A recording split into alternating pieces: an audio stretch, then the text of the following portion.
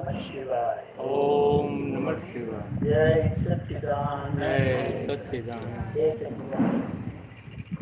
જય સચ્ચિદાનંદ.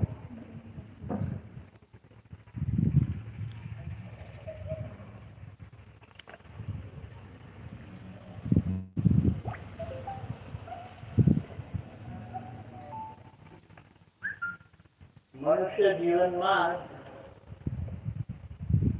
આપણને મુક્તિ મળી શકે એમ છે અને આ ભટકામણ જે થાય છે, ચાર ગતિની ભટકામણ જેને કહે છે, એમાંથી છૂટવાનો રસ્તો પણ આ જ છે અને એ મનુષ્યમાં જ શક્ય છે. ત્યારે આપણે કહીએ કે મનુષ્ય બધા કેમાં પડેલા છે, આજે આપણને ખબર છે ને, એ આ કળિયુગનો પ્રભાવ છે. લક્ષ્મી પાછળ બધા પડી લક્ષ્મી, પાંચ ઇન્દ્રિયોના સુખો અને એને પૂરું કરવા માટે ઊંધા ચક્કા કરવાના, છેતરવાના, કોઈક લોકોને ધકેલી દેવાના અને મુખ્યપણે આપણે જોવા જાય ને તો આ ભારતના મનુષ્યો, આ તો બધા મનુષ્યો માત્ર અહંકારી કરીને જીવતા હોય છે. જય સચ્ચિદાનંદ. અહંકારી કરીને જીવતા હોય. હવે આ અહંકારની દવા સામાન્ય રીતે કોઈની પાસે નથી. એને અહંકાર ઓછો કરવાનું બધું શીખવાડીએ, એ શીખવા મળે આપણને. પણ અહંકાર સંપૂર્ણ જાય એ સૌથી અઘરી વસ્તુ છે. અને જેટલા બધા ભગવાન આપણે કહીએ છીએ, ઓળખીએ છીએ, એ બધા ભગવાન અહંકાર વિનાના થયેલા. અહંકાર વિનાના હોય એમને ભગવાન કહેવાય. અહંકારનો મતલબ એ કે જે આપણે પોતે નથી એને પોતે શું કરીને માનવું. અને જે આપણે કરતા નથી, જે આપણે ચલાવતા નથી, તેને આપણે માનીએ છીએ કે હું કરું છું, હું ચલાવું છું. એટલે ત્યાં સુધી કુદરતમાં હસ્તક્ષેપ થવાનો આપણો, અને હસ્તક્ષેપનું પરિણામ શું? નવો જન્મ, નવું કર્મ બંધાય જાય. એટલે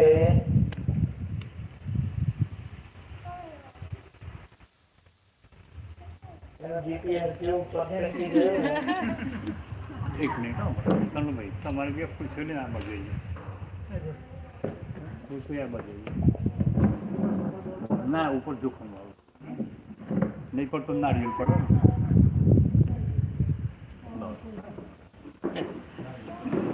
પડી શકે છે.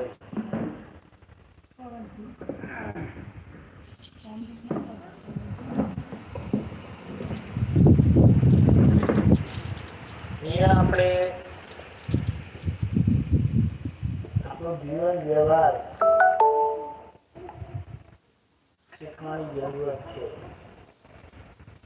કે એ જીવન વ્યવહારથી અને જીવન વ્યવહારની સમજણથી આપણું જીવન એવું જાય કે કોઈને દુઃખ ના થાય. આજે આપણે જેવી રીતે જીવીએ છીએ એનાથી કોઈને દુઃખ થાય છે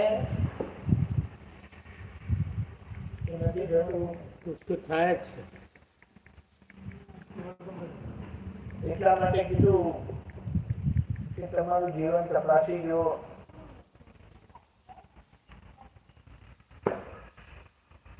સ્કૂલમાં જતા હોય, કોલેજમાં જતા હોય તો ત્યાં તમારું ભણતર તપાસવામાં આવે છે અને તમને એ પ્રમાણે માર્ક્સ મળે છે એ પ્રમાણે તમે આગળ વધો છો. મનુષ્યપણામાં ખેતી કરે છે, ધંધો કરે છે, ત્યાં એ લોકોની પ્રથમ પરીક્ષા ત્યાં કરે છે. સમજાય છે? એટલે આપણા આ જીવન અને ખાસ કરીને મનુષ્ય જીવનનું જે જીવન છે ત્યાં તો બહુ ધ્યાન રાખવું પડે, કારણ કે મનુષ્ય જીવનમાં જ નવા કર્મો બંધાય અને મનુષ્ય જીવનમાં જ બધા કર્મોનો સરવાળો કરીને એનો ઉકેલ લાવી શકાય છે. એટલે ધર્મનો માર્ગ લોકો અપનાવે છે. અને ભારતના લોકોનો જન્મ જે છે, મનુષ્યનો જન્મ એ તો મુક્તિ માટે જ છે. રામ ભગવાન પરણેલા હતા, મહાવીર ભગવાન પરણેલા હતા, કૃષ્ણ ભગવાન પરણેલા હતા, બધા ભગવાન પરણેલા હતા. હવે એનો મતલબ એમ થયો કે પરણવાથી બંધન નથી. એક વાત તો ચોખ્ખી થઈ ગઈ. સાધુ થવાથી મુક્તિ નથી. એટલે સાધુ થાય તો મુક્તિ થાય જેવું નથી. અને ગ્રસ્ત થાય તો એને મુક્તિ ક્યારે નહીં મળે એવું નથી લખેલું. એટલે આપણે કઈ સમજણથી જીવી જઈએ છે અને એ સમજણથી આપણે નવા કર્મ નથી બાંધતા, તો ગૃહસ્થીનું જીવન પણ કલ્યાણકારી છે.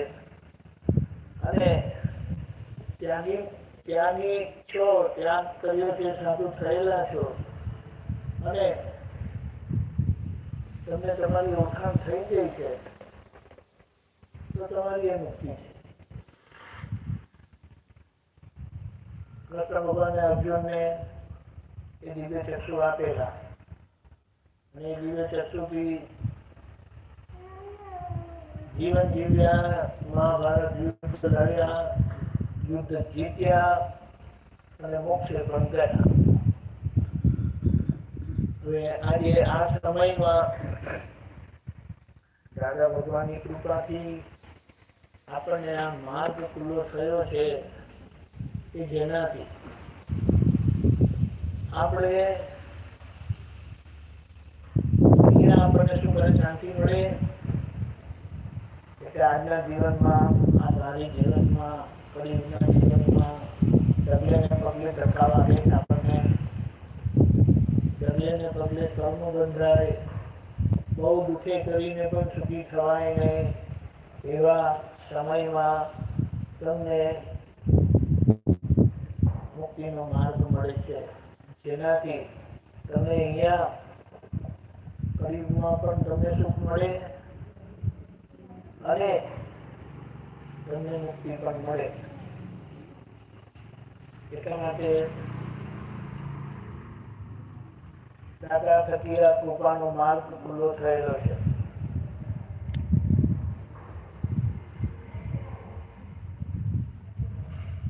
આજનું જીવન એવું છે ને કે કોઈ ને કોઈ વ્યસન માણસને હોય અને વ્યસન શું કરાવે? તમને તંદુરસ્ત રાખે નહીં, શરીરથી ભાંગી જાઓ. આપણે જીવવાનું શેનાથી છે? શરીર. અને શરીર જ નબળું પડે અને ભાંગી જાય તો પછી આપણું જીવન જોયું છું. પેલા લોકો તો બધું સારું નકશું બનાવે છે કારણ કે એમને પૈસા કમાવા છે.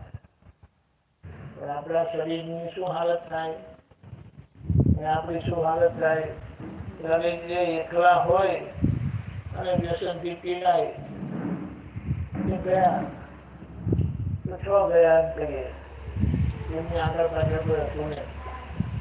પણ જ્યાં પરિવાર છે તો તમારા એ વ્યસનથી એટલું નુકસાન છે. એટલે નાનપણથી જો યોગ્ય માર્ગદર્શન મળી જાય તો એ દિશા જ બંધ થઈ જાય. પણ એવું થતું નથી. કશે ને કશે એવા તમને મળી જાય અને તમને વ્યસનવાળા બનાવી દે. એમ લાગે કે મને સુખ મળે છે, પણ જેના અંતે દુઃખ જ છે. એ બધું કર્યા પછી અંતે દુઃખ છે, એ બધું કરેલું નકામ. અને કહીએ કર્યું અંતે સુખ આવ્યું ને તો એ બધી વાત આવી વાત છે. એટલે દાદાએ આ મંત્ર આપ્યો જે આપણે પહેલા શરૂઆતમાં બોલાવ્યો, એને સંસાર વિઘ્ન નિવારક, એટલે સંસારની મુશ્કેલીઓ દૂર કરે. સંસારની મુશ્કેલીઓ કોને નથી? છે કોઈ કે જે કહી શકે કે મને કોઈ તકલીફ નથી? બધાને હોય જ નથી. ગ્રહસ્થીને પણ તકલીફ છે, ત્યાગીઓને પણ તકલીફ છે, એટલે સાધુઓને પણ તકલીફ છે. બોલો. એટલે હવે આવી પરિસ્થિતિ છે તો આ મંત્ર બધાના માટે થઈ ગયો. આ મંત્ર નથી વિરુદ્ધ દાદા ભગવાન ત્રિમંત્ર, સંસાર વિઘ્ન નિવારક, એટલે સંસારની મુશ્કેલીઓ દૂર કરે, અડચણો દૂર કરે. નિષ્પક્ષપાતી, એટલે તમે બધા પક્ષપાતમાંથી છોડાવે. અને દાદા ભગવાન ત્રિમંત્ર કીધો એટલે તમે જે મંત્ર બોલતા હોય કે જે ધર્મ પાળતા હોય કે એનો કઈ વાંધો નથી, એ કરતા રહેજો. પણ સાથે સાથે આ દાદા ભગવાનની દવા લ્યા કરજો. કારણ કે એ પોતે એ દવા પીને મોટા થયા, સુખી થયા અને પોતે ભગવાન પણ થયા. કારણ કે ભગવાન બહાર નથી, ભગવાન આપણી અંદર છે. આપણું સ્વરૂપ એટલે હું પોતે જ ભગવાન છું એવું માનવામાં આવે. આ જેમને દાદા ભગવાનનું જ્ઞાન મળ્યું છે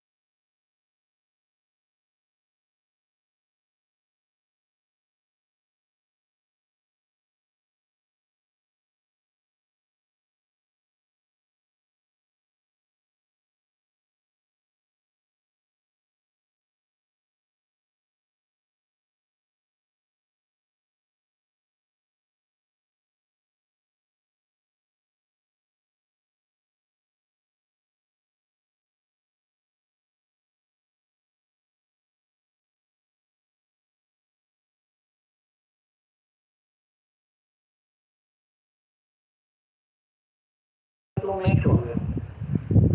એ તો વાત સાચી ને? બોલો. હવે આપણને કોઈ હેરાન કરનારા કોને મોકલ્યા? શા માટે મોકલ્યા? એના માટે બહુ સરસ એમ કીધેલું કે તમે સ્કૂલમાં જાઓ છો, તમે જો તમારી પરીક્ષા સારી રીતે આપો, બધા જવાબ બરાબર લખો તો તમને ગુણ સારા આવે, માર્ક્સ સારા આવે. પણ તમે સરખું નહીં ભણેલા હોય તો એનો જવાબ તમને આવી જાય.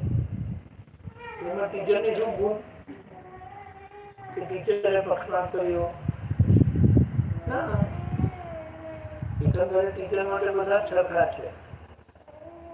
પણ આપણી પરીક્ષા ખોટી થઈ કે આપણી પરીક્ષા બરાબર ના ગઈ કારણ કે આપણે ભણ્યા નહોતા, કે આપણે સરખું જીવ્યા નહોતા એટલે કુદરતની પરીક્ષામાં આપણે ફેલ થઈએ છીએ તેમાં આપણે જવાબદાર એટલે દાદા ભગવાને શું કીધું હું મારા માટે સંપૂર્ણ જવાબદાર છું જીવ માત્ર પોતાના માટે જવાબદાર છે નહીં હા ચલો દાદા આયા એક કામ કરો ઊભો થઈ જઈએ કરી આગળ લાગો હમણાં ખુશ નહીં હોય તમારે આગળ દાદા ગભરાય છે ને અવાજ ગભરાય છે ને આગળ લાગો હા આગળ આવજો સારું આગળ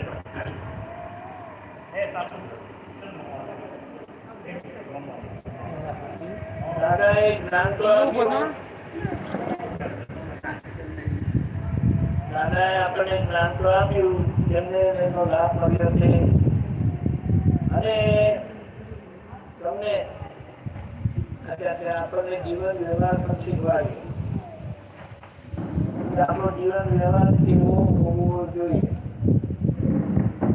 અને તે માટે આપણને કહી દીધું કે આપણા મન વચન કાળજી કોઈને પણ દુઃખ થાય ને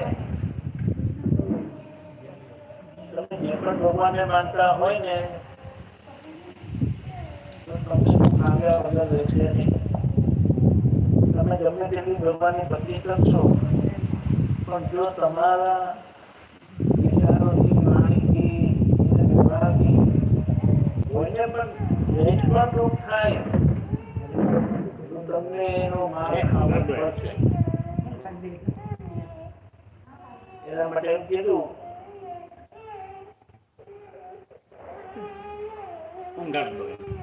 તું પપ્પાને મારે શું જોઈએ છે ને હે શું જોઈએ મમ્મી જોડી દઉં મમ્મી અંદર છે અંદર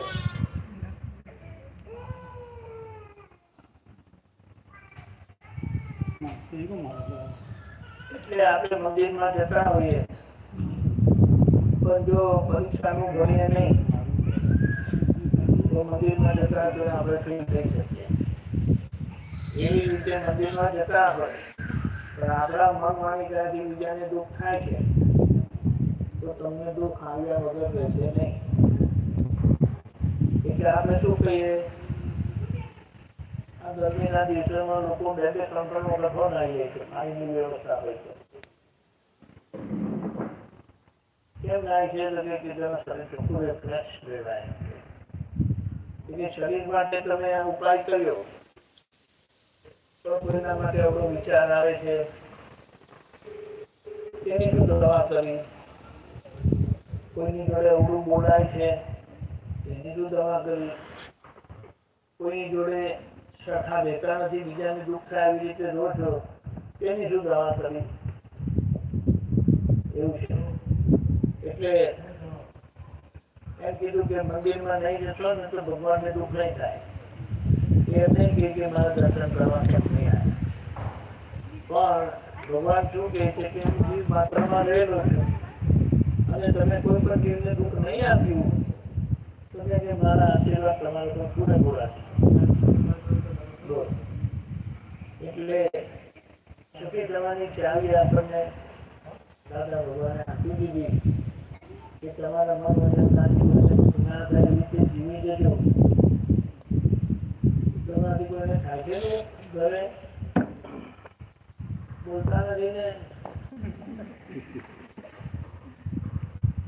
થોડા સમજી જવાનું આજનો સમય એવો છે અને આપણી સમજણ બરાબર નથી એટલે કોઈના ઘરે છાણી ખેતી થાય ને એને પાક વધારે આવે ને તો પેટમાં ચૂકે કે નહીં બોલો ને બોલતા નથી થાય હરીફાઈ કરવાનું મન થાય તે કોણે નક્કી કર્યું કે અમને ત્યાં સારું ઉગે ને અમને ત્યાં સારું નહીં ઉગે એવું કોણ કરતું હશે? પાણી એ બધાનું એકનું એક જ, ફર્ટિલાઇઝર ને એ બધું એકનું એક, એમને ત્યાં બરાબર ઉગે ને બીજે ત્યાં બરાબર ના ઉગે. ભગવાન તો પક્ષપાત કરે ને, ના. ભગવાન તો પક્ષપાત કરે ને, પણ અહીંયા એ સમજવાનું કે આપણા કરેલા કર્મો દરેકે ભોગવવા પડે, અને એ કરેલા કર્મો એનો ઉકેલ કેવી રીતે લાવવો તે આજે તમે લાવી શકો. એટલે આ રીતે જે મન વચન કાયાથી કોઈને દુઃખ ના થાય એવી રીતે જીવી જાય તો એમને સુખી જવાનો રસ્તો પૂરો થાય. અને વખતે કોઈને દુઃખ થઈ જાય, જેમ પછી ઢોળાઈ જાય તો આપણે તરત સાફ કરી લઈએ છીએ, આખો દિવસ પછી ન થાય, બધી માટી ઉડે તો નાહી લઈએ છીએ, ચોખ્ખા થઈ જાય. એવી જ રીતે આપણે આપણી આ બધી ભૂલોની માફી માંગતા શીખો. તે સીધી નથી માંગવાની. આપણે જે ભગવાનને માનતા હોય, દાદા ભગવાનને માનતા હોય, તેમને યાદ કરીને માંગો, માફી માંગો. રોજ તમે કચરો માત્ર આપો, આમ ખોટું નહીં જાય તો પાણી છાંટે એમ કરી કરે. એ રીતે આ મન વચન કાયાને ચોખ્ખા રાખવા કે જેથી કરીને એનાથી કોઈને દુઃખ નહીં થાય અને આપણા પર દુઃખ નહીં આવે, તે માટેનો આ રસ્તો બતાવ્યો. એટલે કીધું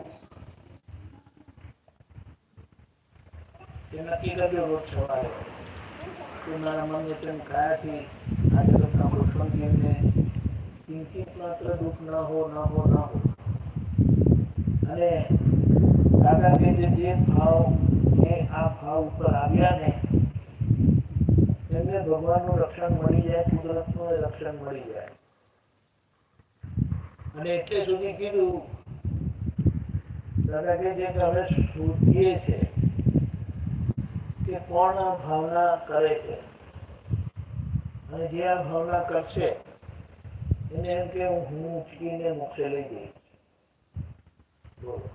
એટલે જે આ ભાવના કરે છે મન વચન કાયાથી કોઈને કિંચિત માત્ર દુઃખ ન હો, તો એમને સંસારનું સુખ તો મળશે, પણ એવા જ્ઞાની પુરુષ પણ મળશે. કૃષ્ણ ભગવાન જેવા, રામ ભગવાન જેવા, મહાવીર ભગવાન જેવા, દાદા ભગવાન જેવા તમને તેડીને લઈ જાય. તેડીને લઈ જાય એનો મતલબ શું કે આપણે કશું કરવાનું જ નહીં. ના. જે તેડીને લઈ જાય ને એમને જ બધું કરવાનું. આવી વાત છે. એટલે તમે વાત કરો, મુદ્દો આ છે. ટૂંકામાં ટૂંકો, સીધો, સરળ રસ્તો દાદાએ આ સમયને અનુકૂળ બતાવી દીધો. આટલી ભાવના કર્યા કરજો. મંદિરમાં નહીં જવાય વખતે જાય તો સારું, નહીં જવાય તો એનું ફિકર નહીં કરતા, પણ આ ભાવના રાખજો. તો આ ભાવનાના પરિણામથી તમને આ વગરનું સંસારનું સુખ મળશે અને મોક્ષની પ્રાપ્તિ થાય એવા જ્ઞાની પુરુષ પણ તમને મળશે. બોલો, આવું છે. એટલે કંઈ તમને વાત કરું.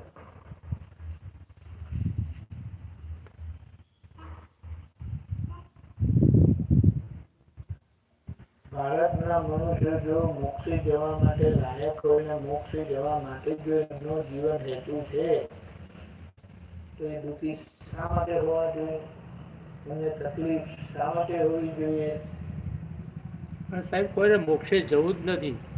તો આપણે ક્યાં કઈ દે મોક્ષે અહીંયા સુધી જવું છે ને.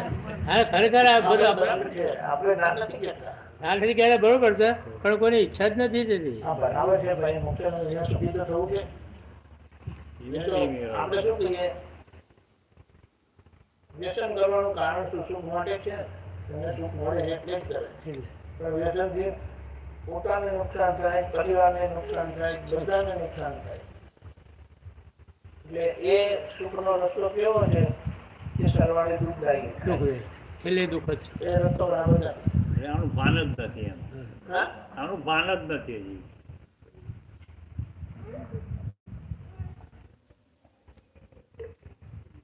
આ વસ્તુ બહુ સમજવાની જરૂરત છે. એવા મિત્રો પણ સારા લાગે છે અને એમની દોસ્તી ગમે. જે વ્યસન વાળા નહીં હોય એનું અપમાન કરે ને બધું, પણ જેને વ્યસન નથી એ પણ સમજી ગયેલા હોય કે આ રસ્તો બરાબર નથી. તમે કહીએ કરો હું નહીં આવું તમારી જોડે. મોક્ષની જરૂરત નથી, પણ સંસારમાં તો કીધું બધાએ થવું. આ જેટલી દોડધામ કરે છે ને તે બધા સુખી થવા માટે જ કરે છે. બોલો, સંસારમાં સુખી થવાનો મતલબ શું? પાંચ ઇન્દ્રિયોનું સુખ મળે. બોલો, તમારી ઈચ્છા પ્રમાણે થાય તો સુખ આવે. પણ આપણે કોઈને દુઃખ આપીએ, સામાન્ય ઈચ્છાની દરકાર ના રાખીએ, સામાન્ય ઈચ્છા પૂરી થાય એવી રીતે ના જીવીએ તો તમારી ઈચ્છા કોણ પૂરી કરશે? મને બધું જોઈએ છે, ના આપવું નથી. બીજાને આપ્યું તો આપણે આવે ને. બેંકમાં પૈસા હોય તો બેંક પૈસા આપે, આ પૈસા હોય તો ના આપે. કશું સિક્યોરિટી હોય તો પછી તમને મળે. એટલે આ કુદરતનો કાયદો છે કે તમે સમજી લો કે અહીંયા આપીને લેવાનું છે. એટલે જે જોઈતું હોય તે આપો. સુખ જોઈતું તો સુખ આપો ને દુઃખ જોઈતું તો દુઃખ આપો. આમાં બીજું કઈ નથી. એમાં ભગવાને હાથ નાખ્યો જ નથી. નથી નથી નથી નથી. ભગવાનને એમની જોડે કઈ લેવા દેવા પણ નથી. તમને જોઈએ છે કે આપો તમને મળશે. આપવું નથી એમને જોઈએ છે તો એ વિરોધાભાસ છે. એ કુદરતના કાયદામાં આવતું નથી. આવું બીજું સરળ છે. બોલો,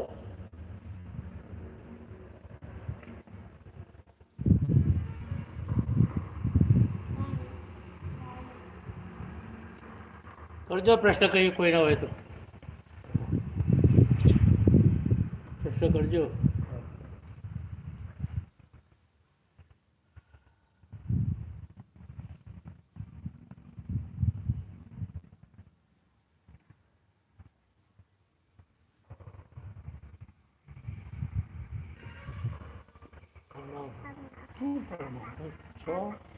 આ પ્રભુએ બધી વાત કરી, વાત સાચી ખોટી એમાં દાદાનું એક પણ વાક્ય ચેકો મારવા જેવું હોય જ નહીં. એ મૂળ દાદાની જ વાણી નીકળી છે, દાદાને જ વાત નથી. પણ હજુ આ પ્રભુશ્રીમાં મારી તો એક જ પ્રાર્થના છે કે ખરેખર જેટલો રસ વિકથાઓમાં છે, પર નિંદામાં છે, એનો 10મા ભાગનો એ રસ હજી સત્સંગમાં ઉપજતો નથી કે પ્રગટ થતો નથી. એટલો ભાગ એના પર કંઈક પ્રકાશ પાડો ને ભગવાન. આમાં મુખ્ય વસ્તુ શું છે કે આપણે વડીલો સત્સંગમાં જઈએ છીએ અને સત્સંગની વાત બહુ કરીએ છીએ, પણ સત્સંગ સ્વરૂપ જીવાતું નથી. એટલે એ પછી આપણને શું કે આટલા વર્ષથી જાઓ છો તો અમારામાં કઈ ફેરફાર થયો નથી, તો અમે શા માટે તમારી પાસે પકડાવીએ? એટલે કે અમને અમારા રસ્તા પર છોડી દો, અમે સુખી છીએ. કારણ કે તમારામાં કઈ ફેરફાર થયો નથી. એટલે આ વાત એની સાચી છે કે ખોટી છે? એટલે કારણ કે એ લોકોને કેવું છે, એ લોકોને કંઈ કીધું હોય ને કે આમ નહીં કરવાનું એટલે નહીં જ કરે, નહીં કરે. હવે એમના સૌથી મોટા ગુરુ કે જે સ્કૂલમાં જાય છે ને એમ નથી કરે. મમ્મી જોડે પણ રડે, પપ્પા જોડે પણ રડે, મારા ટીચરે આમ કીધું. એટલે ઘરમાં બધા કહે કે આમ કરીને બોલવાનું કે આમ કરીને કરવાનું નહીં. મારા ટીચરે આમ કે એવું છે.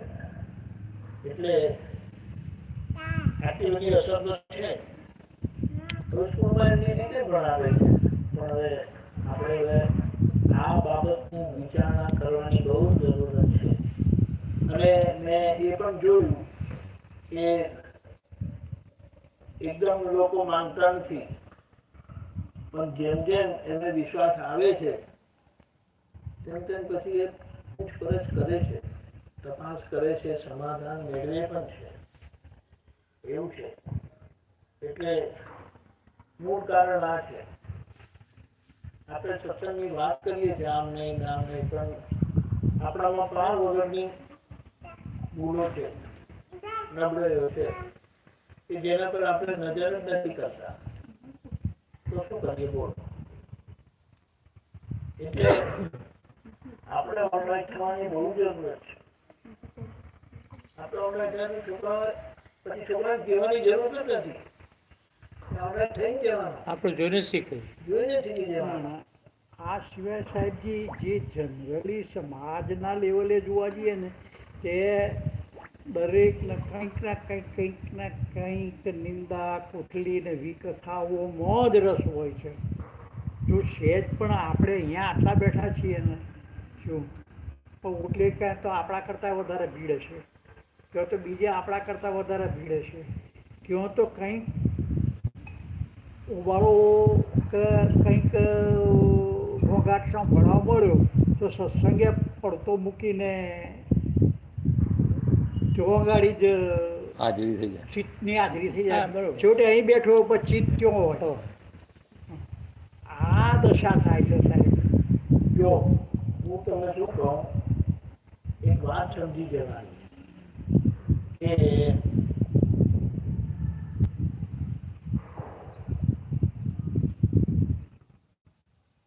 અબજોપતિ કેટલા હોય? ઘણા ઓછા.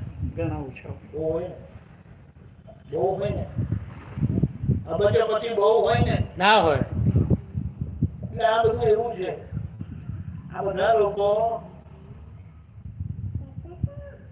આ કળિયુગ છે ને એના પછી મોટો કળિયુગ આવવાનો છે, એની તૈયારી કરી રહ્યા છે પોતાના જ માટે પોતે. હા, બરોબર. એટલે આપણે કોઈ ફિકર નહીં કરવાની. બરોબર.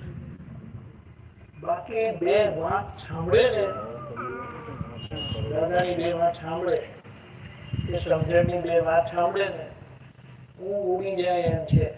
હા, એનું કલ્યાણ થઈ જશે. હું ઉડી જાય એમ છે. અને ત્યારથી એ જાગૃત થઈ જાય અને એમનો રસ્તો બદલાય જાય. 100%. મને કેવું પડતું નથી. તે દિવસે મેં આ વાત સાંભળીને ત્યારથી મને ખબર પડી ગઈ કે આ માર ખાવાના ધંધા છે, હવે મારે માર ખાવો નથી. આ બધું એવું છે. એટલે આપણે ભાવના થાય બધું બરાબર છે, પણ આ સમજણ રાખવાની. એના માટે સાહેબ આપણે સદવિવેકપૂર્વક શું કંઈક પ્રાર્થના કે એવું કંઈક કરાય કે આપણી જે ભાવના છે ને, હે દાદા ભગવાન, મને જગત કલ્યાણ કરવાનું નિમિત્ત બનવાની ક્રમ શક્તિ આપો, શક્તિ આપો, શક્તિ આપો. એ બધાનું કલ્યાણ કરશે. બાકી હમણાં તો આ બધા જે બધું કરે છે એના પછી આપણને ખબર નહીં પડી કે ક્યાં જવાના. બોલો. ખરાય છે. અને એમને એવી કઈ પડી નથી કે મરવા પછીની વાત છે ને, હા. જોઈ લેશે. આપણે બહુ ખાવું પડે. બુદ્ધિશાળી વખત છે ને તો અને આને શું કહેવાય ખબર? આ બધા મોટા પુરુષોને બધું દેખાતું હતું. અરે એ લોકો શું કર્યું કે બધા લોકો પર જે ખાડામાં પડવાના છે, જે ભટકી જવાના છે, એમના પર કરુણા દ્રષ્ટિથી જોયું. કરુણા દ્રષ્ટિથી જોવું મતલબ શું કે એમને ખબર પડે કે આ જે દિશામાં જઈ રહ્યા છે ને, એ દિશામાં જે એમને નુકસાન થશે ને એમને ખબર બી નથી, પણ એમની આ દ્રષ્ટિ પડી ને તો એના માટે કલ્યાણનો માર્ગ કંઈક ખુલ્લો થાય છે. ખબર પડી? આપણી દ્રષ્ટિ પડે છે એમના પર અને આપણને અંદર ભાવના થાય છે કે એનું કલ્યાણ થાવ, એ બહુ મોટું કલ્યાણ છે. કારણ કે બધા લોકોને તમે પહોંચી વળી શકતા નથી, પણ તમારી ભાવના છે ને એ ભાવના બધી રીતે કામ કરે. આવું છે. એટલે દાદાએ શું કીધું કે અમારી સમજણે તમે જીવી જાઓ તો તમે જ્યારે ત્યાં મહાવીર ક્ષેત્રમાં જશો ત્યારે ભગવાનની દ્રષ્ટિ તમારા પર સ્વાભાવિક પડવાની છે. એ છેલ્લી દ્રષ્ટિ છે, નિર્દોષ દ્રષ્ટિ, કે જેમની દ્રષ્ટિ પડવાથી આપણું આવરણ તૂટી જશે અને મોક્ષ. બોલો. એટલે આપણે એમ કહીએ કે આપણા મધર છે ને એટલે બધું એમના છોકરાને કહી શકતા નથી અને કહેતા નથી. એનું વસ્તુ જોઈને થોડી ટકોર કરે પછી બધું કહી શકતા નથી, કારણ કે તો ક્યાં સાંભળે છે. આપણે કોઈને સાંભળતા નથી ને, કોઈ આપણને કહેતો ગમતું નથી. ઘરે આટલી ઉંમર થઈ, 80 વર્ષના થયા, 85 વર્ષના થયા, અંદર ધ્યાન થાય કે તમારે કોઈ મને કહેવાનું નહીં કરશું. અને પછી કઈ પણ કહે કે હું સમજુ છું, હું જાણું છું. નથી થતું એવું. વિચારો. એટલે ત્યાં આ મધર શું કરે, એમના છોકરાઓ માટે ભાવના કરે. બાબાને તો ખબર જ નથી પડતી કે મમ્મીએ મારા માટે શું ભાવના કરી, પણ એ ભાવનાઓ પર એમના છોકરાઓ પણ ના રહે. એવું છે. એક જણાએ એમના મધરને પૂછ્યું હતું, કારણ કે એમના 4 ભાઈઓ હતા. 4 ભાઈઓમાં 2 જણાએ લગ્ન કર્યું, નાના બેનનું લગ્ન થયું. આ 3જા નંબરના કહે છે મારે સાધુ થયું. મધરે એમ કીધું આપણા પરિવારમાં આવી રીતે થયું કેમ? તો પેલો છોકરો કહે છે કે ભાવો કેવી રીતે બન્યો? તો મધરે કીધું મારી ભાવના વગર તું ભાવો બન્યો. સમજાયું? મારી ભાવના વગર તું બાવો બન્યો. એટલે પેલાને એમ થતું હતું કે હું મારી સમજણે મારા નિર્ણયથી હું બાવો બન્યો, પણ ના, કેટલું મોટું યોગદાન એમના મધરનું હતું. એમના મધરે ભાવના કરેલી. 3 લગ્ન કરશે તો ઝઘડી પડશે. એટલે એમ કે આમ તો 2 જણા સાધુ થાય તો બહુ સારું, પણ એમ કે એક તો થયો, એમ કે એટલો ઝઘડો અમારા ઘરે ઓછો હોય. બોલો, હવે આપણે શું સમજવું? એટલે મુખ્ય વસ્તુ આ છે. આપણે આવું જોવા મળે ને, આપણી ભાવના બહુ મહત્વની છે. અને એ ભાવના કુદરત સાંભળી લે, ભગવાન સાંભળી લે. બોલો, એટલે આપણે જોવાનું નથી પેલા આમ કરે છે નથી કરતા, એ જોવાનું નથી. આપણી ભાવના કલ્યાણ થાય અને બિલકુલ ભાવ બગડે નહીં એનું ધ્યાન રાખવાનું. ભાવ બગડે એટલે કેટલી વખત ચોપડ ખાડામાં કરીને થાય ને, એ રોંગ છે, એ કરેક્ટ વસ્તુ નથી. એટલે ઉધારનારા જો અધીરા થઈ જાય તો એ રીતે શ્રાપ તો આપી દે, કેમ જણાવી? એ ચાલે નહીં.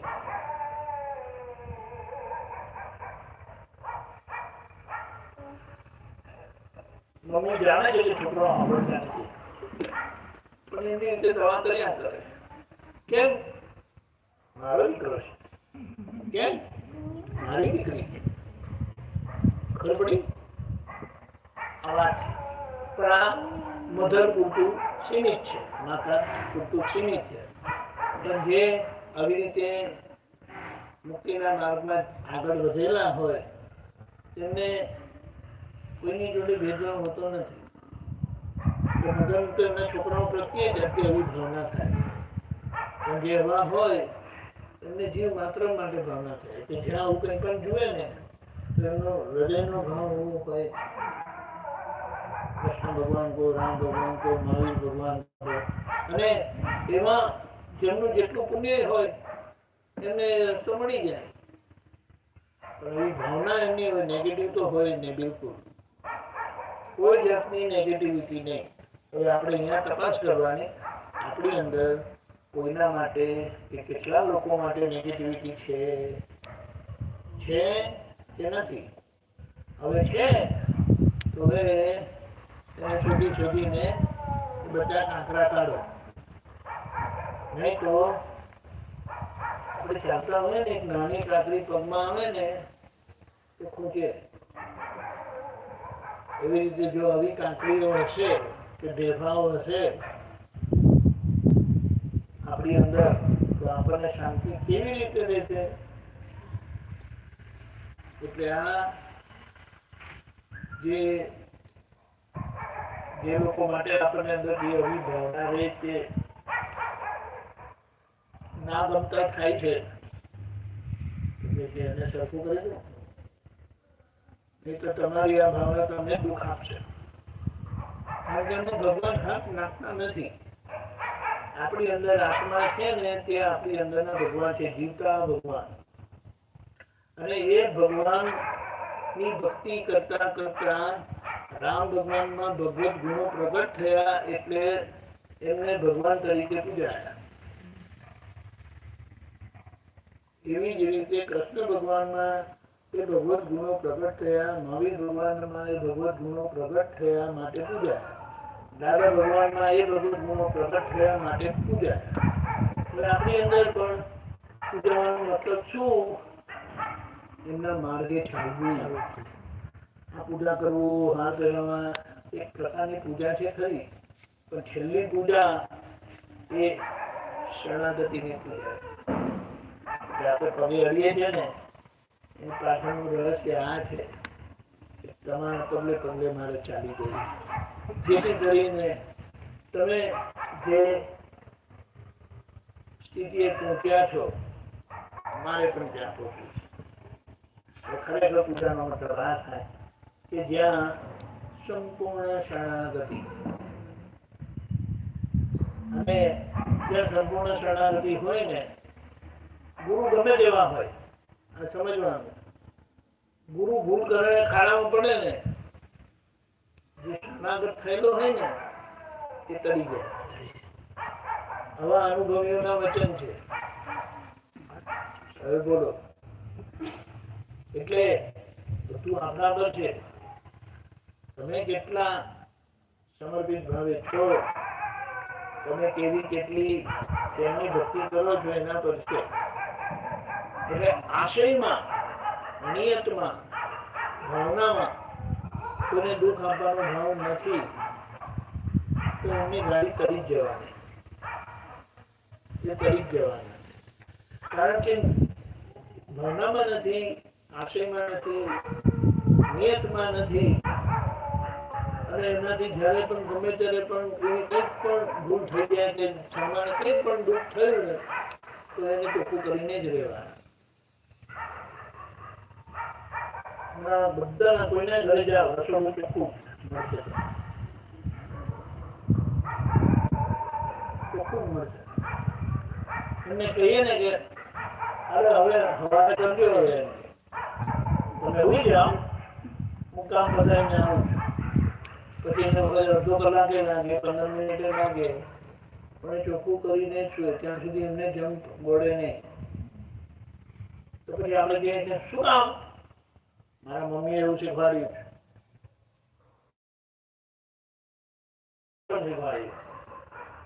કારણ કે એ લોકો થોડું જીવન મમ્મી જોડે જાય છે, બાકીનું જીવન સાસુ જોડે જાય, અને પછી એકલા જાય, પછી પોતે સાસુ થઈ જાય. અને દાખલા સ્વરૂપ બને. બહુ તો સાંભળતા નથી ને આજકાલ. એટલે સાસુઓએ ધ્યાનપૂર્વક જીવવું પડે. તો પછી કે વહુને કઈ કહીને કેટલું કહું એમ કે એને કંઈ પણ કહે તો ખોટું લાગી જાય. ના લાગે ને? બહુ લાગે. એટલે મમ્મીઓ કઈ સમજી ગયા અને સાસુઓ પણ સમજી ગયા કે આપણે એવી રીતે જીવો કે આપણું જીવન દાખલો આ વહુઓને દીકરીઓને એમ જ મળી જાય. આજે કોઈનામાં શક્તિ જ નથી તે સાંભળી શકે એવું છે. એટલે આ શરણાગતિ પર આવી બાબતે આપણે જ્યાં પગે લાગીએ છીએ એની પાછળની ભાવના જ આ છે. પણ એમાં જેમાં જેટલા આપણે સમર્પિત થયા એટલો તમને લાભ મળે.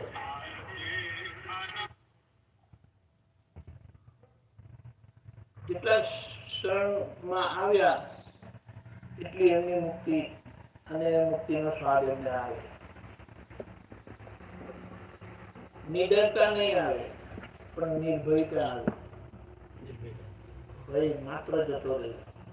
કારણ કે એમને ખબર છે કે મેં જેનું શરણ લીધું છે એ મને પડવા નહીં દે.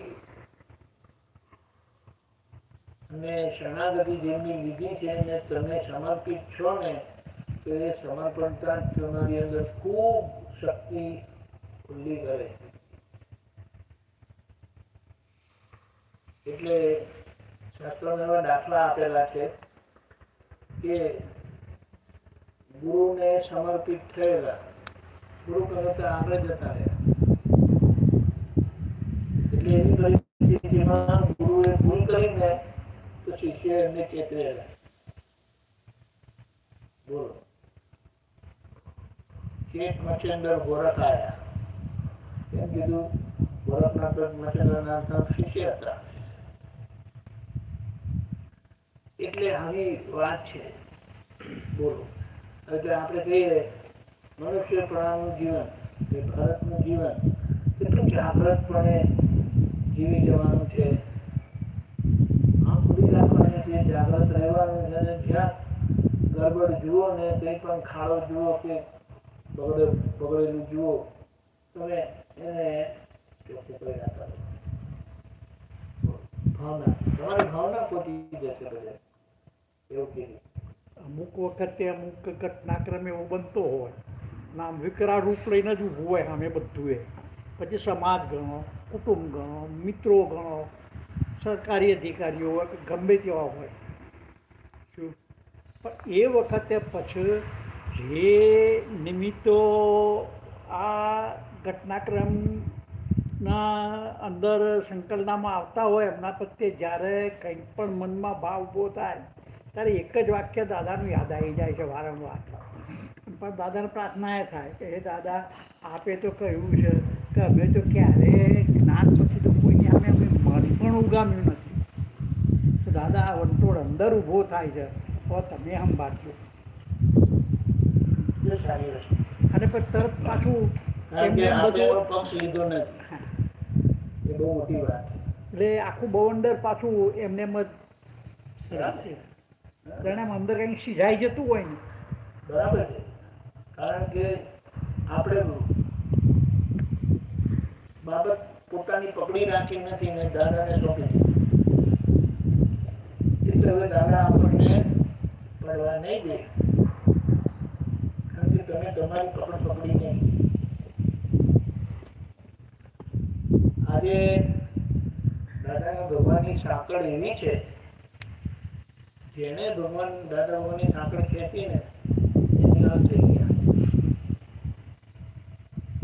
કારણ કે એમનો આજે પ્રગટ યોગ છે અને એમનો આ પ્રગટ યોગ આવતા અર્ધકાળ ચક્ર સુધી ચાલવાનો. એટલે જેમને જેવા જેટલા વિકલ્પ કરવા તે કરે અને જેમને જેટલો લાભ લેવો હોય તે લાભ લે. વિકલ્પ વાળાને વિકલ્પનું પરિણામ મળશે અને લાભ વાળાને લાભનું પરિણામ મળશે. કારણ કે દાદા ભગવાન એ વ્યક્તિ નથી, એ પ્રગટ પરમાત્મા સ્વરૂપ છે,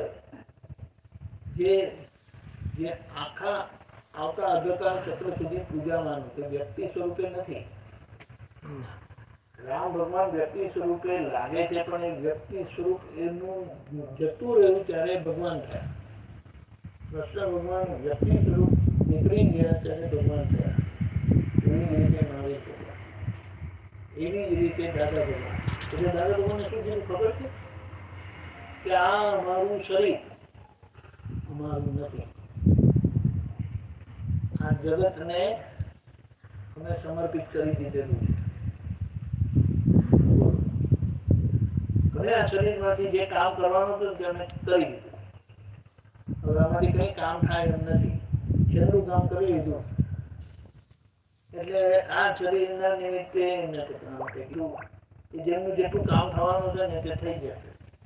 અને બાકીનું કામ જે અમારા થકી જીવની અંદર પ્રગટ થયેલા છે ને એ જ દાદા ભગવાન એ કરશે. એટલે આપણે કેટલા ચોક્કસ થવાની જરૂર છે એટલું સમજી લેવા. કારણ કે એ આત્મદીપક દાદા આપણી અંદર પ્રગટાવ્યો. એટલે હવે એ પ્રગટ દીવો આપણું એ કામ કરે છે અને લોકોને કામ કરે છે. આપણે એમના થકી જેટલું કામ કરી લઈએ અને આપણું જીવન વ્યવહાર એવું આદર્શ થાય કે જે વ્યવહારને જોઈને સામાન્ય ચોખ્ખા થવાની પ્રેરણા મળે.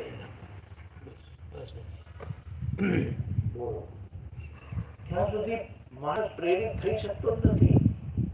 અને જેટલો દાખલો જોવા મળે એટલે ભાવના થાય કે મારે એમના જેવું થવું છે. અને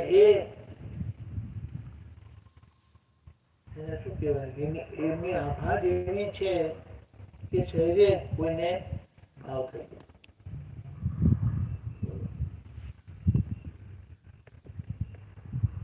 એટલે આપણે બેસી રહેવાનું નથી, દોડધામે નથી કરવાની, જાગ્રત થઈ જાય.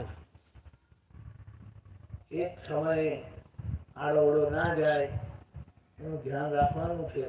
અને કેમ કરીને લોકોનું કલ્યાણ થાય એવી ભાવના એની મેળે એ ભાવના પહોંચ્યા કરશે બધાને. બોલો કઈ રીતે કેમનું થશે, કેવી રીતે થશે? દાદા કે અમે 10 by 10 રૂમમાં બેસીને જગત કલ્યાણની ભાવના કરેલી કે આજે જો કેટલું આખા વિશ્વમાં વિસ્ફોટ થઈ ગયો. આવડે જ આપતો સૂત્ર હતું એ મેં તો ખાટલામાં બેઠા બેઠા જગત કલ્યાણ થઈ શકે એ છે ને, કરવા ક્યાં જવાનું? તો કરવા જવાનું સાહેબ, ભાવના કરે છે સાહેબ. પણ આ તો આપણને દાદાનો જીવતો દાખલો મળ્યો ને એના પછી આપણને પ્રેરણા મળે છે કે કરવાથી કામ થતું નથી, ભાવનાથી કામ થાય.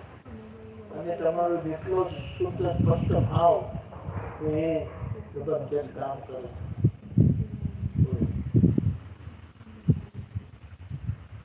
એટલે ભાવનામાં પાછા પડતા નહીં.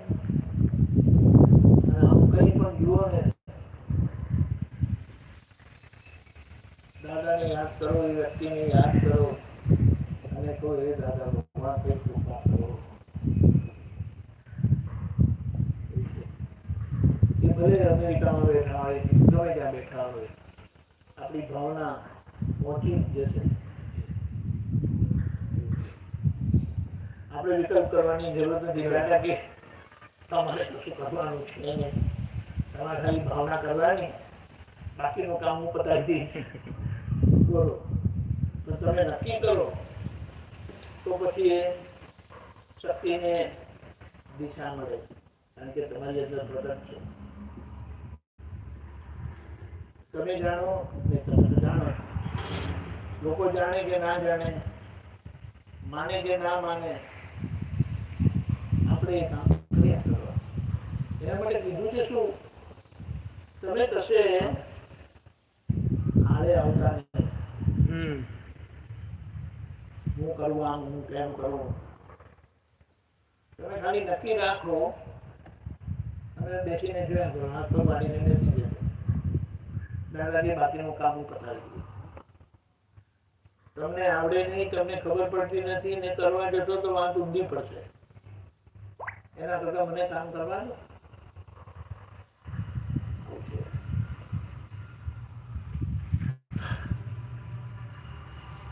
બોલો, હવે તો બેન પૂછો, વાત કરો.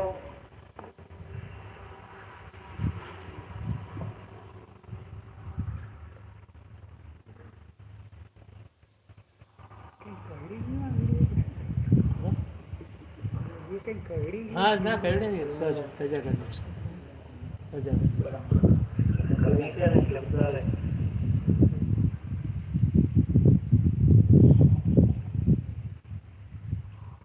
એપ્રિલથી બહુ આરામ હતો.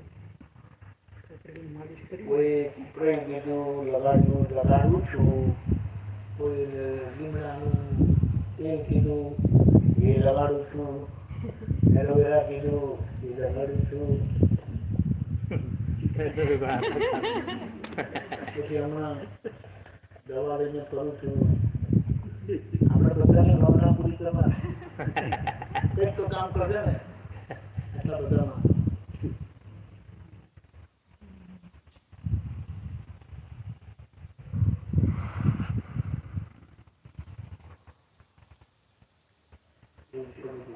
બોલો.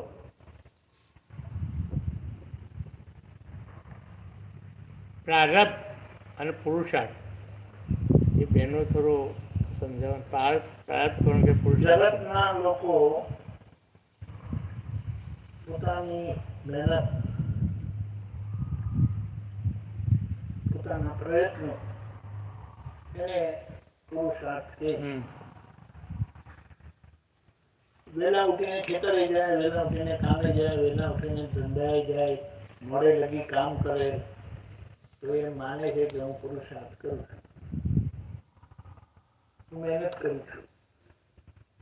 એટલે દાદાએ કીધું દાખલો આપતા કે મજૂર આખો દિવસ મહેનત કરે એને દિવસના અંતે કેટલા પૈસા મળે? અને પેલા સાહેબ 4 કલાક ઓફિસમાં જાય છે અને કરોડો ને અબજોનો ધંધો કરી આવે. એટલે સાચો પુરુષાર્થ અને પુરુષાર્થની ભાષા લોકોની પાસે નથી. જે કર્મફળ આપવા માટે સન્મુખ થયેલું છે એને પ્રારબ્ધ કર્મ કહેવાય. ફળ આપવા માટે ફળ આપવા માટે તૈયાર થઈ ગયું, સન્મુખ થયેલું છે, હાજર છે, એમાં પરિણામ આપી રહ્યું છે, એને પ્રારબ્ધ કર્મ કહેવાય. અત્યારે જે બધી કઈ ક્રિયા ચાલે છે, નોકરી કરો, ધંધો કરો, બધું એ પ્રારબ્ધ. આજે આપણું જેનાથી આપણે આજે જે પ્રારબ્ધ કર્મનું પરિણામ દરેકે ભોગવવું પડે. પછી રામ ભગવાન, કૃષ્ણ ભગવાન, મહાવીર ભગવાન, કોઈ મનુષ્ય, કોઈ પણ પુરુષાર્થ પ્રારબ્ધ ભોગવતી વખતે હમ તમારી અંદર શું ચાલે છે, તમારી અંદર કેવા ભાવ થાય છે, એ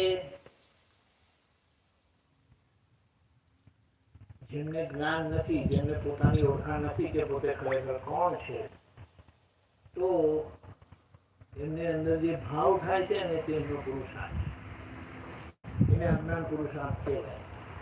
હવે દાખલા તરીકે પ્રારબ્ધ કર્મથી તમે લાખ રૂપિયા ડોનેશન કર્યું, પ્રારબ્ધ કર્મ, કારણ કંઈ પણ બને, પણ એની સામે હમણાં તમે કોઈ કે રૂપિયા તમે લાખ રૂપિયા ડોનેશન ને ગુજરાતીમાં શું કહેવાય? હા, દાન. સિમ્પલ છે પણ મગજમાં આવે નહીં. પેલું ડોનેશન તરત યાદ આવે. દાન કર્યું છે નથી એવું કરે. આજુબાજુ ના હોય ને મારે તો આપવા નતા. પેલા મિત્ર મારા પાછળ પડ્યા ને લંગોટિયા મિત્ર, હવે એમને હું ના કેમ નું પાડું, એટલે મેં કીધું ચાલો જવા દો. હવે એટલે તમારા ભાવ શું છે? નથી અપાયો. નથી આપવાના, પણ આગળ કરેલા ભાવનું પરિણામ રૂપ આજે તમને એ પ્રારબ્ધ ભેગું થયું જેના આધારે તમે લાખ રૂપિયાનું દાન કર્યું. પણ આજે તમે અંદર જે ચાલે છે એના આધારે નવું બંધાય છે. એ ભાવ પુરુષાર્થ કહેવાય છે. ભાવ પુરુષાર્થ કહેવાય. એ ભાવ પુરુષાર્થથી હવે ભવિષ્યમાં તમે નહીં આપતા. કોઈક બીજા છે, મેં તમને આવી રીતે આપ્યા એટલે તમારું બહુમાન કર્યું, એ મોટો હાર પહેરાવ્યો, બધાની વચ્ચે વાહ કરી, કંઈક લોકોએ તાળી પાડી, એટલે તમે અંદર બધું એકદમ ફૂલાઈ ગયા. તો પછી જરા આવું પૂછ્યું ત્યારે આવું બોલ્યા. એનો મતલબ એમ થયો આપ્યું એની વાહ થઈ ગઈ. પ્રારબ્ધ કર્મનું પરિણામથી તમે દાન આપ્યું અને એ દાનનું પરિણામ તમને અહીંયા વાહવામાં મળી. પણ અંદર જે ભાવ થયો ને હું ના આપું તો ભવિષ્યમાં તમે આપવાના નથી. ભવિષ્યમાં એટલે ભવિષ્યના જન્મો આવી વાત છે. બીજા કોઈ છે એની પાસે કશું જ નથી, એની પાસે કશું જ નથી. એટલે એનો પ્રારબ્ધ કર્મ શું છે? કશું નહીં આપે. પણ અંદર આજે એમને ભાવ શું થાય?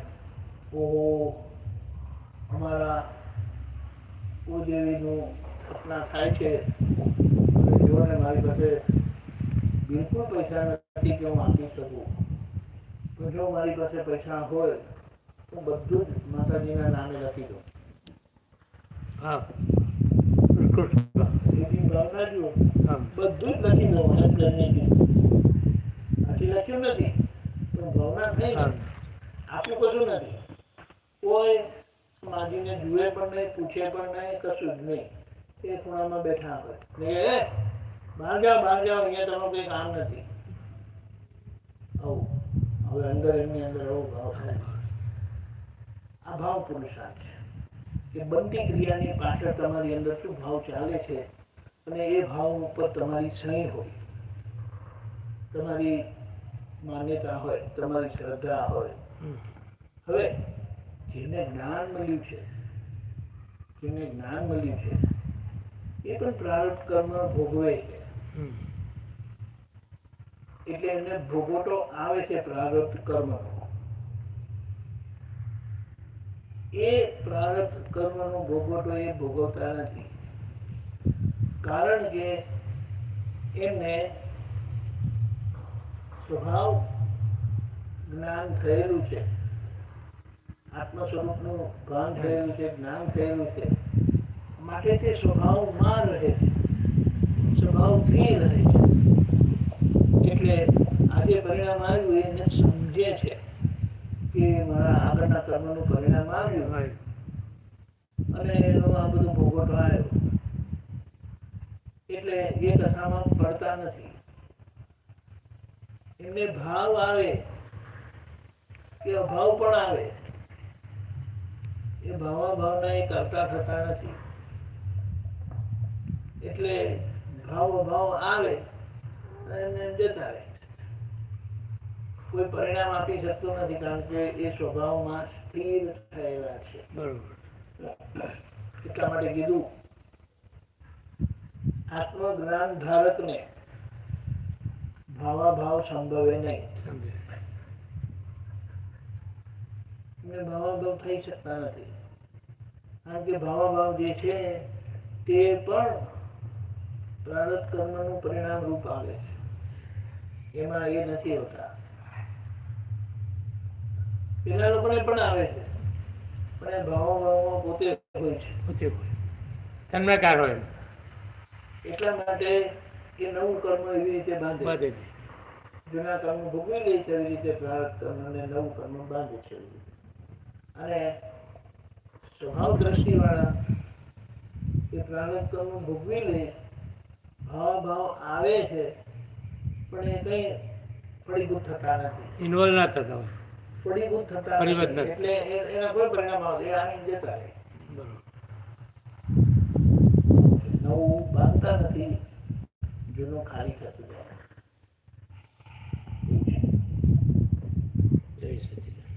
એટલે આપણે શું કહીએ સારરૂપ કે આ દાદા ભગવાનનું વિજ્ઞાન ખુલ્લું થયેલું છે, એ વિજ્ઞાનની જેમને પ્રાપ્તિ થઈ તે મહાપુણ્યશાળી છે. પણ એમને જે આખી વ્યવહારની સમજણ આપી છે, એ વ્યવહારની સમજણથી આપણે જીવી જવું એ બહુ મહત્વનું છે. દાદાએ એમ કીધું કે આજે બધો વ્યવહાર ખોરવાઈ ગયેલો છે, કોને ક્યાં શું બોલવું એ જ ખબર નથી, અને જાણે પોતાને બધી સત્તા મળી ગઈ હોય એવી રીતે જીવે અને સરવાળે દુઃખી થાય.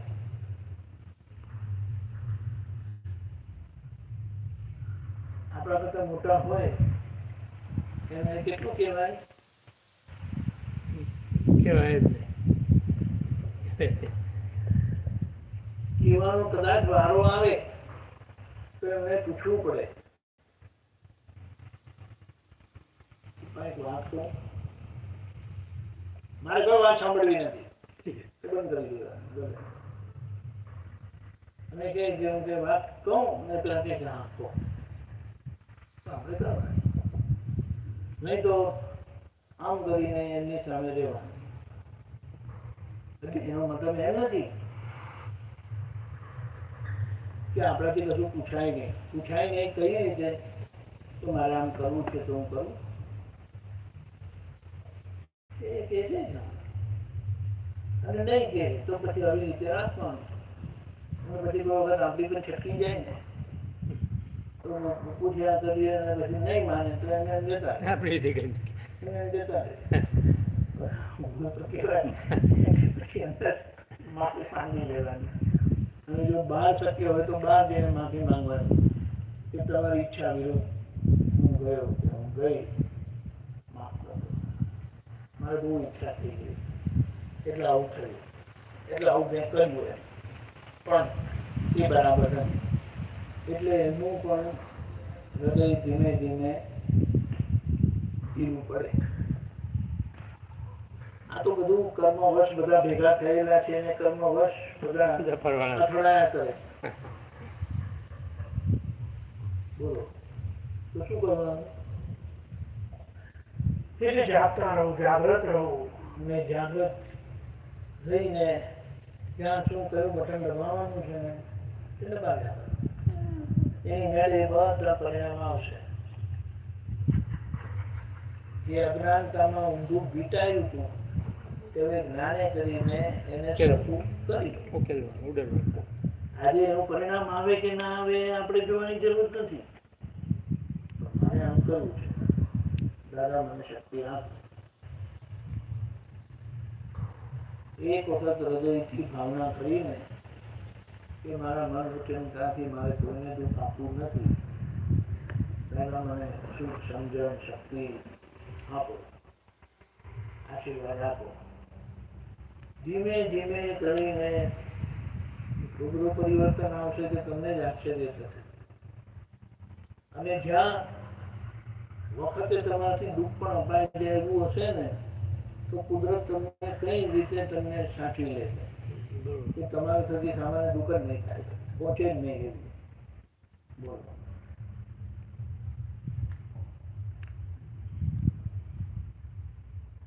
ભગવાનને બોલો કઈ તો બોલતા નથી કે મારું બોલો પ્રવીણભાઈ. સવારે મેં પૂરું કરી દીધું એમ.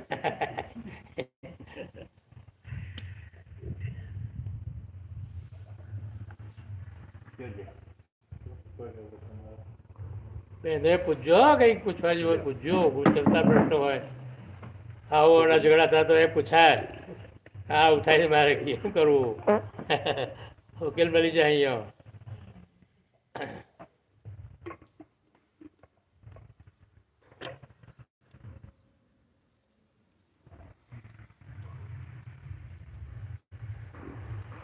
ઝઘડો થાય ને એના બીજે દિવસે ઉપવાસ કરી દેવો ચાલે કે નહીં? બધું ચાલે. પણ આ તો ભૂલ થઈ, ઝઘડો થઈ ગયો અને નિરાંતથી ખાઈને ટાઈટ થાય એટલે ફરી ઝઘડો કરવાની શક્તિ આવે.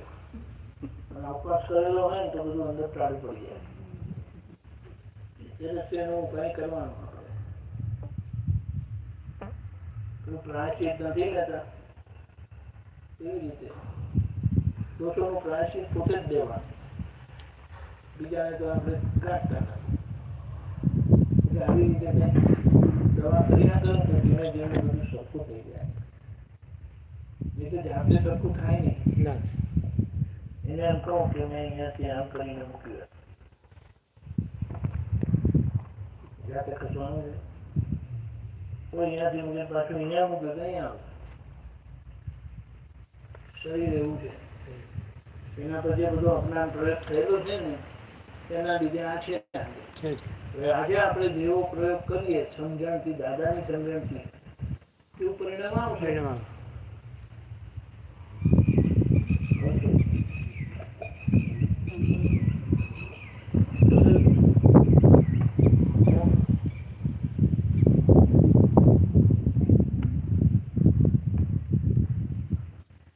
શું છે? નંબર લઈ જાય છે. ઉતરી જાય. હા. બીજા કોઈ લઈ જાય.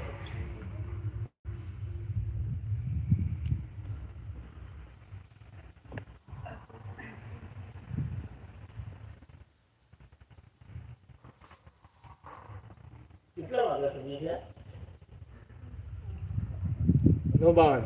હા? 9:52. કેટલા વાગ્યા કેટલા સુધી વાગ્યા સુધી છે? 10 વાગે. 8 મિનિટની વાર છે. જો હવે દાદા ભગવાને આપણને આ કાળને અનુરૂપ એવી સીધી સરળ સિમ્પલ તાર જોડે એવી ભક્તિ આપી છે. હવે તમારી જે કોઈ સમસ્યા હોય, જેમની જોડે તમને વાંધો હોય, જેમની જોડે તમને ફાવતું ના હોય, જેને સમસ્યા કહો ને એ તો એને યાદ કરીને, એ બાબતને યાદ કરીને આ દાદા ભગવાનના આશીર્વાદ જે ગાળો બોલતો અને ઓછામાં ઓછું 10 મિનિટ બોલજો. તમને ખબર નહીં પડે કે આ પરિણામ કેમ ના આવ્યા એવું છે. પણ મૂળમાં આપણી ભાવના છે અને રસ્તો દાદાનો છે. આવી વાત છે. એટલે તમે તમારી રીતે જે ભાવના હોય તે રાખજો. આપણે બોલાવીએ. જય સચ્ચિદાનંદ. જય સચ્ચિદાનંદ. દાદા ભગવાનના અસીમ જય જયકાર હો. દાદા ભગવાનના અસીમ જય જયકાર હો. દાદા ભગવાનના અસીમ જય જયકાર હો. દાદા ભગવાનના અસીમ જય જયકાર હો. દાદા ભગવાનના અસીમ જય જયકાર હો. દાદા ભગવાનના અસીમ જય જયકાર હો. દાદા ભગવાનના અસીમ જય જયકાર હો. દાદા ભગવાનના અસીમ જય જયકાર હો. દાદા ભગવાનના અસીમ જય જયકાર હો. ઓ દાદા ભગવાનના અસીમ જય જયકાર હો. દાદા ભગવાનના અસીમ જય જયકાર હો. દાદા ભગવાનના અસીમ જય જયકાર હો. દાદા ભગવાનના અસીમ જય જયકાર હો. દાદા ભગવાનના અસીમ જય જયકાર હો. દાદા ભગવાનના અસીમ જય જયકાર હો. દાદા ભગવાનના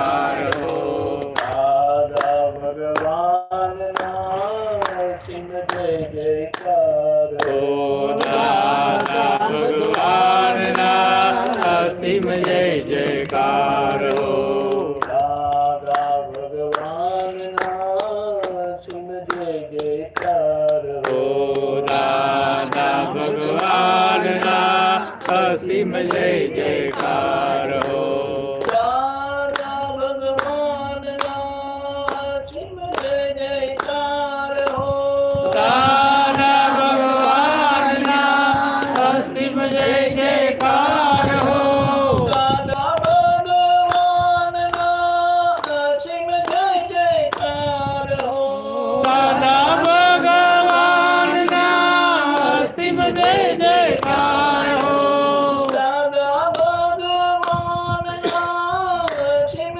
જયકાર હો દાદા ભગવાનના અસીમ જય જયકાર હો દાદા ભગવાનના અસીમ જય જયકાર હો દાદા ભગવાનના અસીમ જય જયકાર ઓ દાદા ભગવાનના અસીમ જય જયકાર હો દાદા ભગવાનના અસીમ જય જયકાર ઓ દાદા ભગવાનના અસીમ જય જયકાર હો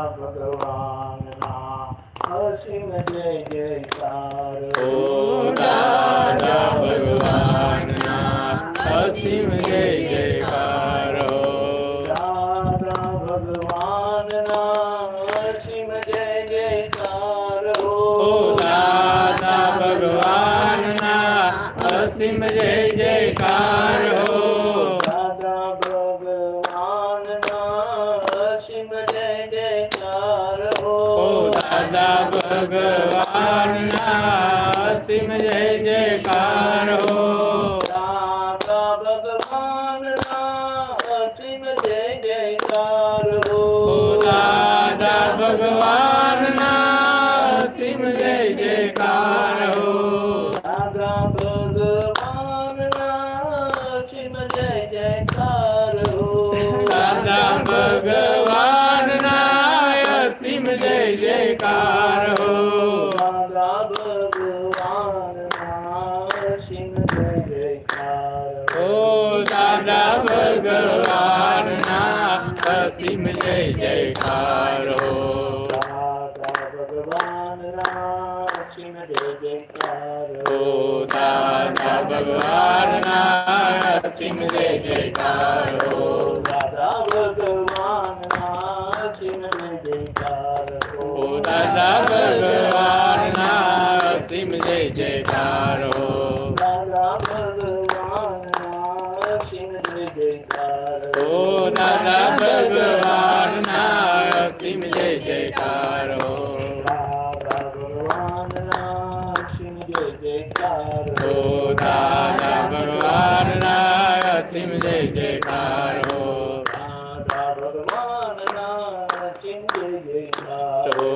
દાદા ભગવાનના અસીમ જય જયકાર ઓ દાદા ભગવાનના અસીમ જય જયકાર હો દાદા ભગવાનના અસીમ જય જયકાર ઓ દાદા ભગવાનના અસીમ જય જયકાર હો દાદા ભગવાનના અસીમ જય જયકાર ઓ દાદા ભગવાનના અસીમ જય જયકાર હો દાદા ભગવાનના અસીમ જય જયકાર ઓ દાદા ભગવાનના અસીમ જય જયકાર હો દાદા ભગવાનના અસીમ જય જયકાર દાદા ભગવાનના અસીમ જય જયકાર જય સચ્ચિદાનંદ સંત પુરુષોનો યોગ બળ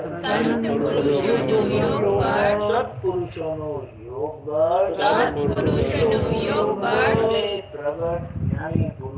અને પ્રગટ જ્ઞાની પુરુષ દાદા ભગવાનનો યોગ બળ દાદા ભગવાનનો યોગ બળ સમસ્ત વિશ્વનું કલ્યાણ કરો કલ્યાણ કરો કલ્યાણ કરો સમસ્ત વિશ્વનું કલ્યાણ કરો કલ્યાણ કરો કલ્યાણ કરો અને કલ્યાણ કરવાનું નિમિત્ત બનવાની અને કલ્યાણ કરવાનું નિમિત્ત બનવાની અમને પરમ શક્તિ આપો શક્તિ આપો શક્તિ આપો અમને પરમ શક્તિ આપો શક્તિ આપો શક્તિ આપો સમસ્ત વિશ્વના જીવો સુખ અને શાંતિને પામો સમસ્ત વિશ્વના જીવો સુખ અને શાંતિને પામો. સમસ્ત વિશ્વના જીવો મોક્ષને પામો સમસ્ત વિશ્વના જીવો મોક્ષને પામો. જગત કલ્યાણ હો જગત કલ્યાણ હો જગત કલ્યાણ હો જગત કલ્યાણ હો, જગત કલ્યાણ હો, જગત કલ્યાણ હો. જય સચ્ચિદાનંદ જય સચ્ચિદાનંદ. જય સચ્ચિદાનંદ.